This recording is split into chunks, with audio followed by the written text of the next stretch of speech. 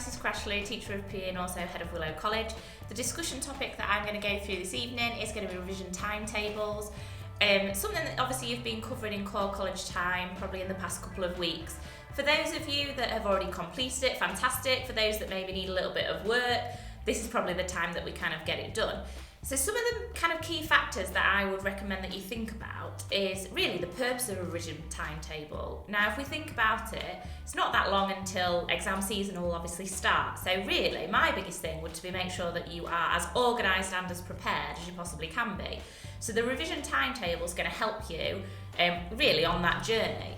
So when we're completing the revision timetable, I know you've had a number of options, so hopefully by now you've selected the one that's the most appropriate, that's going to work for you, whether that's online, whether the different time slots are longer or shorter. Hopefully you've got a bit of an idea now. So some of the things that I would recommend is that when you are completing the revision timetable or when you're scheduling it, it doesn't need to just be for 1 week. You could have it ranging for 1 week, a 2 week or a 3 week.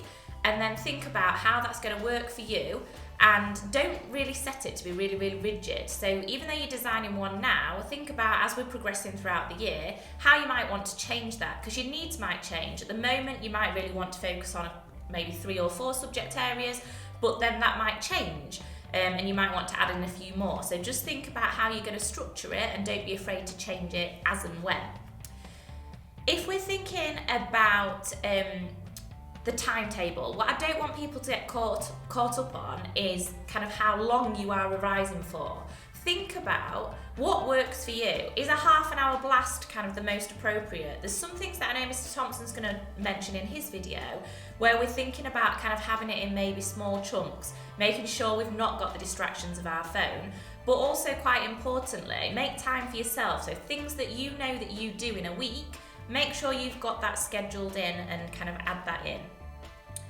The last thing that I'm going to say is, quite importantly, if we're thinking about you've designed your timetable and you've maybe got 4 or 5 sessions across the week, I would also recommend that 1 slot a week you keep as a bit of a free. So if you, for example, on a Monday was meant to be revising for maths, but you missed that because you'd stayed at school a little bit longer, or the bus was late, or something happened, it was your birthday, anything like that, if you keep a spare slot, then you can drop in those subjects that maybe you've not managed to cover in that week, and hopefully that'll make you feel a little bit better that you've achieved something.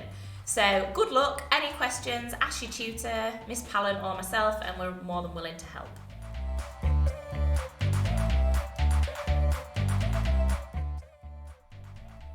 Hi there, Mr Thompson here, who is teacher of PE and head of Oak College. I'm going to talk to you briefly about revision and good habits that you should be able to get yourselves into in order to revise effectively and get the most out of your exams this summer.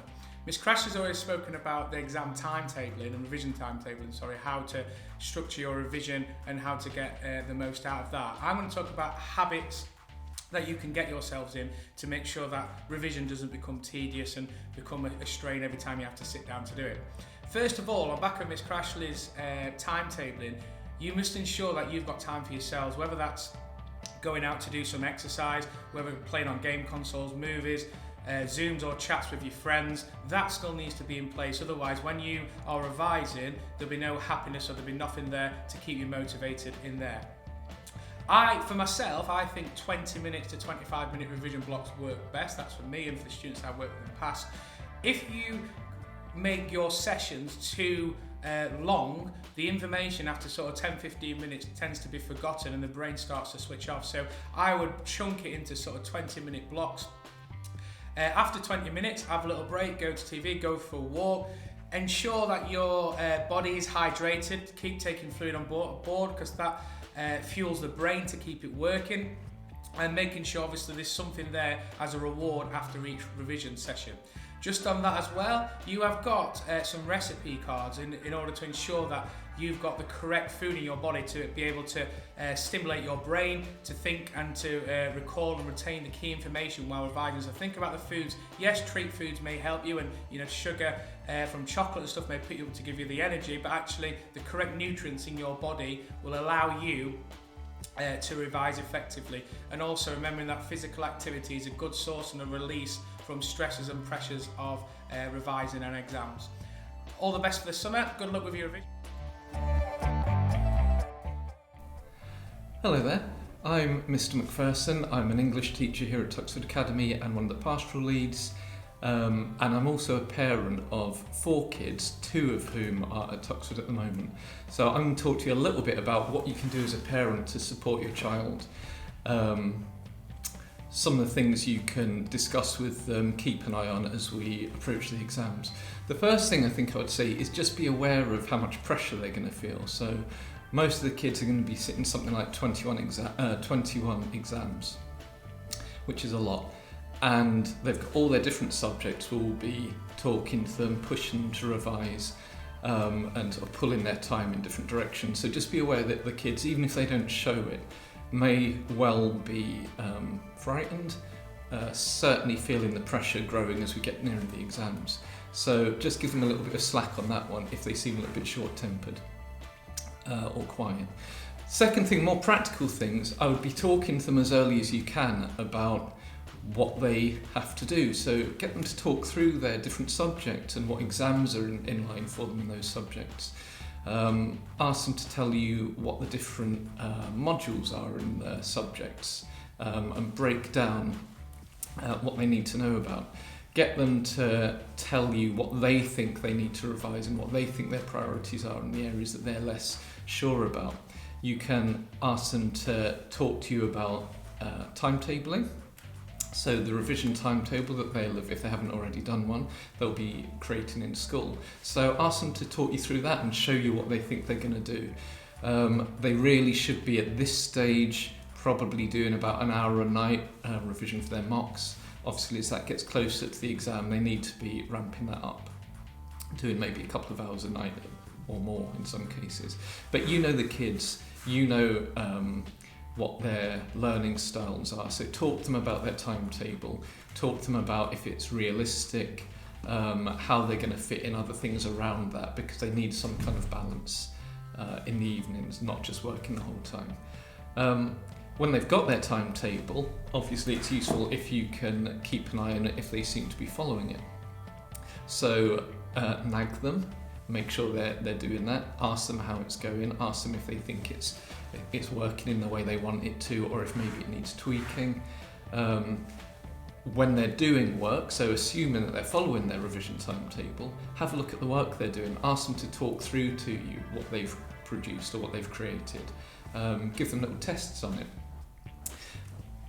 Be mindful that some of the time, some of the kids hide in revising things that they actually already know, because that's comforting, it's reassuring to them. So it's all well and good if they're producing beautiful mind maps and they're coloured and they're, the works of art, and that's great, that will help them remember.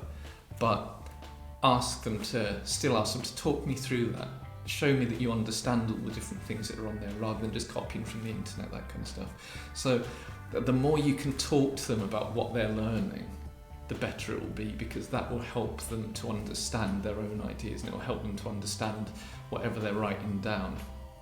Unless they can verbalise it and talk about it, they probably don't understand it as well as they should. So, and that to me is the critical thing, just talking to them constantly about what you're working on and how's that going, and talk me through that, because a lot of it will be really difficult. And if you're anything like me in the subject, so I'm fine with English, but when my son was talking last year to me about the maths he was doing, it was way over my head. So listening to them talk about it is really interesting. As I said, nag them if they seem to be drifting away from their revision timetable, if they don't seem to be following it. Talk to them about why. So don't shout at them, don't tell them off. Generally, if they're avoiding doing it, it's because they're frightened and they're hiding from it, and they sort of think that, well, I'll do it tomorrow and maybe it'll go away or something like that. But so keep talking to them about how they're getting on. If there's anything that seems to be bothering them or upsetting them, or any subject where they seem to be getting frustrated, they don't really understand what they're doing, then either encourage them to talk to school, to talk to their teachers, or feel free to get in contact with us yourself. Often kids feel a bit cagey about coming to tell us that they don't understand what they're doing because they think it makes them look stupid or something. But please do feel free to drop us an email, or a phone call and just ask for a bit of guidance. The more you can do to support the kids, the better. So we're more than happy to talk to you about what that might be in our specific subjects. And hopefully all those things will help the kids do the best that they can and get the results that they deserve. So I hope that's some use to you, and good luck getting your kids through this difficult time. I'm sure they'll do just fine.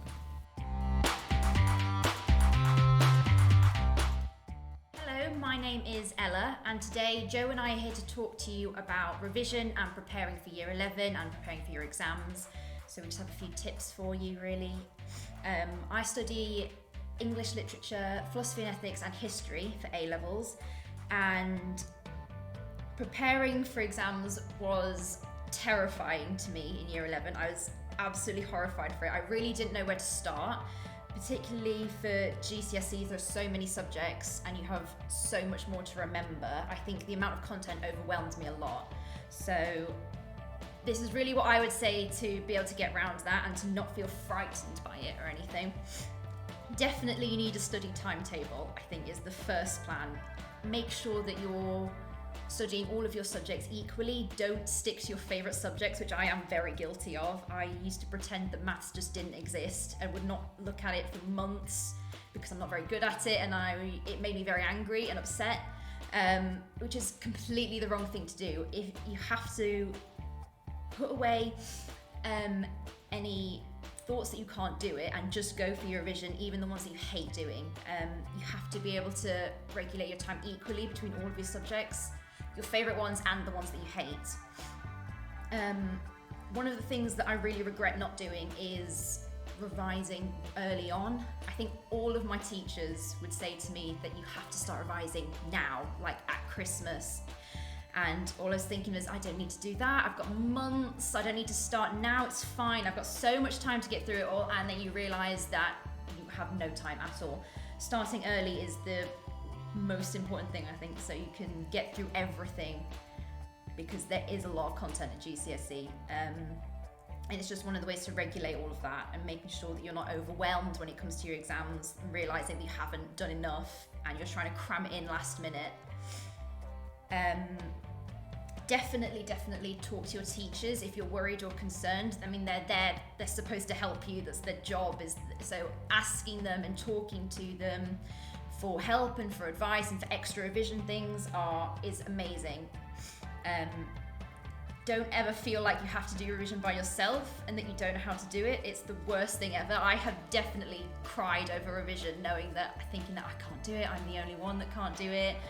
And talking to it helps. Talking to somebody helps so much. Just relieve that burden almost of revision. And I would definitely say my favourite method of revision would be doing past papers and practice questions, because it's all well and fine knowing all of your content, but being able to put that into your exam technique and learning how to answer a question is the most important thing. It's just as important as learning your content, so you need to know how to do both really. So I'd say learn your content and then start revising by doing things like past papers, which if you can't have access to them, your teachers will gladly give them to you. It is just so helpful, and get your teachers to mark them as well, so you have an idea of where you are, how to improve and get better. Feedback was amazing for me, particularly for my essay-based subjects. I know that I definitely couldn't have done it by myself, so having that guidance is super important. Hello, I'm Joseph. I take history, politics and criminology at A-level. To prepare for my GCSEs, I spoke to my teachers about topics that I didn't understand to sort of consolidate my knowledge with them, and that helped because that sort of dialogue, they're always really helpful, and they don't judge you for not understanding anything. They'll just talk you through it. I prepared by having a revision timetable, which was easy because it sort of didn't make revision a task. It made it more of a way to sort of spend my time, which sounds a bit nerdy, but that's how I looked at it. I also had a tutor in English and maths, and that helped me a lot. I tried to improve my sleeping pattern and my diet as well, so I was more healthy in myself. And it was good because it meant I wasn't tired at school, so I started enjoying school a lot more. So I'd recommend that one. Quite important, that one.